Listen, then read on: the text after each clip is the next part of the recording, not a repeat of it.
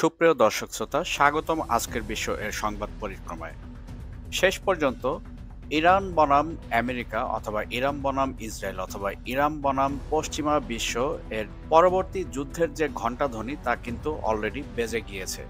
আপনারা অলরেডি সবাই জানেন, বিগত 23শে জুলাই স্থানীয় সময় সকাল 10টার দিকে ইরানের একটি SH-3 সিকিং নৌ হেলিকপ্টার সরাসরি মার্কিন নৌবাহিনীর ডেস্ট্রয়ার USS ফিটজেরাল্ড এর উপর দিয়ে উড়ে যায়, যা ওমান উপসাগরে কর্মরত ছিল এবং ইরানের দাবিকৃত জলসীমার দিকে এগিয়ে আসছিল বলে অভিযোগ। এই ক্ষেত্রে ইরান সরাসরি দাবি করে ইউএস এর এই নৌযানটি হরমুজ প্রণালীর দিকে অর্থাৎ ইরানের জলসীমার দিকে এগোচ্ছিল, যার কারণে ইরানি এই হেলিকপ্টারটি একটি রেডিও সতর্কতা জারি করে এবং ইংরেজিতে ফিটজেরাল্ডকে দক্ষিণে গতিপথ পরিবর্তন করার নির্দেশ দেয়। ইরান দাবি করে ইরানের এই সতর্কবার্তার প্রত্যুত্তরে ইউএস এর এই নৌযানটি সরাসরি হেলিকপ্টারটিকে লক্ষ্য করে গুলি করার হুমকি দেয়। পরবর্তীতে পাইলট যখন সতর্কতা জারি করতে থাকে তখন USS ফিটজেরাল্ড দক্ষিণ দিকে পিছু হটে বলে ধারণা করা হচ্ছে। ইরান দাবি করে যে হেলিকপ্টারটি তার সমন্বিত বিমান প্রতিরক্ষা ব্যবস্থার সুরক্ষায় রয়েছে।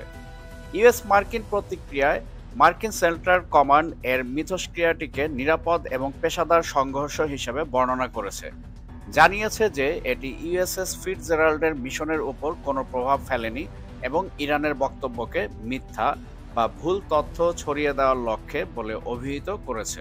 একজন মার্কিন প্রতিরক্ষা কর্মকর্তা ইঙ্গিত দিয়েছেন যে ঘটনাটি স্থানীয় সময় আনুমানিক সকাল 10টা 50 আন্তর্জাতিক জলসীমায় ঘটেছিল এবং জোরপূর্বক পশ্চাৎপসরণের দাবি ভিত্তিহীন বলে পুনর্ব্যক্ত করেছেন। মোদ্দা কথা হচ্ছে, ইরানের জলসীমায় প্রবেশের প্রাক্কালে ইউএস এর এই নৌযানটিকে ইরান যে সতর্কতা বার্তা প্রেরণ করে সেই সতর্কতা বার্তার ফলে প্রথমে ইরানের হেলিকপ্টারকে আক্রমণ করার হুমকি দিল, পরবর্তীতে ইউএস এর এই নৌযানটি দূরে সরে যায়। কিন্তু তারা আবারও ফিরে আসবে, কারণ এখানে মিডল ইস্টে ইউএস এর যে ঘাঁটিগুলো রয়েছে বা ইউএস এর যে নৌযানগুলো রয়েছে সেগুলো সাপোর্ট দেওয়ার জন্য বা সেগুলোতে অস্ত্র বা গোলাবারুদ এই সমস্ত সরঞ্জামাদি এখানে সাপ্লাই দেওয়ার জন্য ইউএস এর এই নৌযান আরও ব্যাকআপ নিয়ে খুব শীঘ্রই এখানে আবারও ফিরে আসবে। আর তারা যদি আবারও এখানে ফিরে আসে এবং ইরানের জলসীমায় প্রবেশের চেষ্টা করে তাহলেই পরবর্তী যুদ্ধ শুরু হয়ে যাবে। ইরান তার সার্বভৌমত্ব রক্ষায় অবিচল, আর এখানে এক বিন্দু ছাড় দিতে নারাজ যে কোনো রাষ্ট্রকেই। পক্ষান্তরে যুক্তরাষ্ট্র বা আমেরিকা তাদের একমাত্র লক্ষ্য হচ্ছে ইরানকে নিষ্ক্রিয় করা, যে কোনোভাবে যে কোনো মূল্যে ইরানের উপর আক্রমণ করা এবং ইরানকে দমিয়ে রাখা এবং সেই সাথে সাথে আঞ্চলিক সংঘাত আরও বৃদ্ধি করা, যাতে করে আমেরিকা তার অস্ত্র ব্যবসা চালিয়ে যেতে পারে এবং সেই সাথে সাথে নিজের আধিপত্য বজায় রাখতে পারে। পক্ষান্তরে ইরান কিন্তু নিজের সার্বভৌমত্ব রক্ষা এবং সেই সাথে সাথে নিজের সামরিক যে সক্ষমতা রয়েছে সেটা বৃদ্ধির দিকেই ইরানের মূল মনোযোগ। একটা বিষয় খেয়াল করবেন, আমেরিকা যদি তাদের নৌবহর নিয়ে পুনরায় এই অঞ্চলে আসে এবং তাদের নৌশক্তিকে তারা যদি আরও পুনর্গঠিত করে বা শক্তিশালী করে, তাহলে তারা কিন্তু এখান থেকেই ইরানে আক্রমণ চালাতে পারে। সো এটা হবে আমেরিকার একটা ভুল সিদ্ধান্ত বা ভুল চাল, কারণ আমেরিকা যত কিছুই করুক, যত হুঙ্কার আর গর্জনই করুক না কেন, ইরান কোনোভাবেই তার সার্বভৌমত্ব বা তার অস্তিত্বের ওপর অন্য কারো হস্তক্ষেপ কোনোভাবেই মেনে নিবে না। নিজেদের সামরিক সক্ষমতার একটি নজিরবিহীন দৃষ্টান্ত স্থাপন করেছে ইরান। খুব সম্প্রতি ইরান প্রায় 4000 কিলোমিটার রেঞ্জের একটি নতুন ব্যালিস্টিক মিসাইলের পরীক্ষা করেছে, আর এই ব্যালিস্টিক মিসাইলটা ইরান থেকে যদি নিক্ষেপ করা হয় তাহলে এটা সরাসরি জার্মানির বার্লিনে গিয়েও আঘাত আনতে সক্ষম। আপনারা সবাই জানেন, জাতিসংঘের অ্যানেক্স বি রেজুলেশন এর 3 নম্বর অনুচ্ছেদে পরিষ্কারভাবে বলা আছে ইরান এমন কোনো কার্যক্রমে অংশগ্রহণ করতে পারবে না, বিশেষ করে ব্যালিস্টিক মিসাইল তৈরির ক্ষেত্রে, যেটা একটি মহাদেশ পেরিয়ে অন্য মহাদেশে যেতে পারে। বিশেষ করে 1000 কিলোমিটার রেঞ্জের বেশি কোনো ক্ষেপণাস্ত্র ব্যবহার, পরীক্ষা বা এই ধরনের টেকনোলজি সম্পর্কিত কোনো প্রযুক্তির সঙ্গে ইরান যুক্ত হতে পারবে না। 2015 সালে জাতিসংঘের অধীনে যে 6টি দেশ পরমাণু আলোচনায় অংশগ্রহণ করেছিল তারা এই নিষেধাজ্ঞা দিয়েছিল। 2015 সালে 8 বছরের জন্য এই নিষেধাজ্ঞা আরোপ করা হয়, আর 2023 সালের 18 অক্টোবর পর্যন্ত এটা কার্যকর ছিল। যদিও জাতিসংঘের এই নিষেধাজ্ঞা 2023 সালের 18 অক্টোবর সম্পন্ন হয়েছে, তারপরও ইউরোপের 3টি দেশ এবং যুক্তরাষ্ট্র এই নিষেধাজ্ঞা বলবৎ রাখে ইরানের উপর।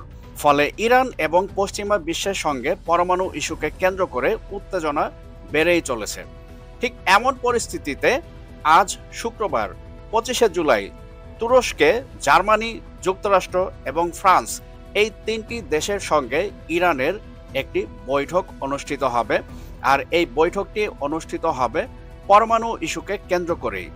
আলোচনার পূর্বেই ইরান এই শক্তিশালী যে ব্যালিস্টিক মিসাইল পরীক্ষা করেছে, এটাকে বলা হচ্ছে সরাসরি শক্তিশালী বার্তা দেওয়া। কারণ এখানে ইরান বুঝিয়ে দিয়েছে ইউরোপীয় ইউনিয়নের সাথে যত প্রকার নেগোসিয়েশনই হোক না কেন, ইরানকে তার স্বার্থ রক্ষায় যদি কোনো প্রকার ব্যাঘাত ঘটানো হয়, অর্থাৎ ইরানের স্বার্থকে যদি এখানে ছোট করে দেখা হয়, তাহলে ইরান তা মেনে নিবে না। আর এ কারণেই ইরান কিন্তু এই 4000 কিলোমিটার দূরপাল্লার ব্যালিস্টিক মিসাইলের পরীক্ষা চালিয়েছে। আর আপনারা সবাই বুঝতেই পারছেন, ইরান পূর্বেই ইসরায়েলে আক্রমণ করেছে এবং সুদূর সাইপ্রাসেও তারা আক্রমণ করতে পারে। আর উপসাগরের ভেতর যুক্তরাষ্ট্রের যে ঘাঁটিগুলো রয়েছে, প্রত্যেকটা ঘাঁটিতে নির্ভুলভাবে আক্রমণ করার সক্ষমতা ইরানের রয়েছে। আর এটাই ইউরোপিয়ান ইউনিয়নকে ইরান বুঝিয়ে দিতে সক্ষম হয়েছে। ইরানের এই শক্তিশালী পদক্ষেপ নেগোসিয়েশনের জন্য শক্তিশালী একটা বার্তা যে যখন আমি আলোচনায় বসবো, অবশ্যই আমার স্বার্থকে সর্বোচ্চ গুরুত্ব দিতে হবে, কারণ আমার স্বার্থে এক চুলও আমি ছাড় দেব না। আর এই ইস্যুটিকে কেন্দ্র করে জার্মানিও কিন্তু প্রচণ্ড শক্তিশালী একটি বার্তা পেয়েছে। যদিও জার্মানি, যুক্তরাজ্য এই দুটি দেশের পক্ষ থেকে ইরানের এই পদক্ষেপকে বিশ্ব শান্তির জন্য বড় ঝুঁকিপূর্ণ পদক্ষেপ হিসেবে চিহ্নিত করা হয়েছে, কিন্তু অনেক সামরিক বিশেষজ্ঞরাই বলছেন ইরানের এই কৌশলগত বার্তা বাস্তবায়ন সরাসরি পশ্চিমা বিশ্বকে আলোচনার ক্ষেত্রে অনেকটাই কোণঠাসা করেছে। ইরান অলরেডি কাসেদ স্যাটেলাইট লঞ্চ করেছে। আপনারা সবাই জানেন এই কাসেদ স্যাটেলাইট ভূপৃষ্ঠ থেকে 750 কিলোমিটার উচ্চতায় পৃথিবীর অরবিটালের বাইরে স্থাপন করা হয়েছে। আর এই কাসেদ স্যাটেলাইট সিস্টেমটা এমন একটি সিস্টেম, এটা শুধুমাত্র স্যাটেলাইট নয়, বরঞ্চ এখান থেকে ব্যালিস্টিক মিসাইল রকেটও কিন্তু লঞ্চ করতে পারবে ইরান। সেই ক্ষেত্রে পশ্চিমা বিশ্বর জন্য এটা অবশ্যই ভালো একটি দিক যে তারা যে কোনো নেগোসিয়েশনে ইরানকে ফেলে দিতে পারবে না। আর ইরান তার নিজের সক্ষমতা জানান দিয়েছে নিজের অস্তিত্ব টিকিয়ে রাখার জন্য। আপনারা একটা বিষয় ভালো করে খেয়াল করে দেখুন, বছরের পর বছর এই পশ্চিমা বিশ্ব আমেরিকার সহযোগিতায় ইরানের উপর একের পর এক বিভিন্ন রকমের নিষেধাজ্ঞা দিয়ে এসেছে। ইরান এই সমস্ত নিষেধাজ্ঞাকে উপেক্ষা করেও নিজস্ব টেকনোলজির মাধ্যমে তারা নিজেদেরকে বিশ্ব দরবারে সগৌরবে উপস্থাপন করেছে। আর ইরানকে এখন সবাই কিন্তু যথেষ্ট সমীহ করে চলছে। ইতিমধ্যে ইরান আর রাশিয়া কাস্পিয়ান সমুদ্রে নৌ মহড়া দিয়েছে। আর এই নৌ মহড়ার ফলে তারা বিশ্বকে জানান দিয়েছে ইরান কিন্তু শুধু একা নয়, ইরানে যদি কেউ আক্রমণ করতে আসে তাহলে সেই ক্ষেত্রে তার বন্ধু রাষ্ট্র চায়না এবং রাশিয়াও তার সঙ্গে থাকবে। অতএব আমেরিকা বা ইসরায়েল অথবা পশ্চিমা বিশ্ব যদি মনে করে যে তারা খুব সহজেই ইরানকে পরাজিত করতে পারবে বা ইরানের উপর আরও নিষেধাজ্ঞা দিয়ে তাকে দুর্বল করতে পারবে, এটা সম্পূর্ণ ভুল ধারণা। কারণ সমস্ত নিষেধাজ্ঞা উপেক্ষা করেও ইরান কিন্তু নিজের পায়ে দাঁড়িয়েছে এবং তাদের নিজস্ব টেকনোলজির মাধ্যমেই তারা বিশ্বকে নিজেদের জানান দিয়েছে। সেই সাথে সাথে আপনারা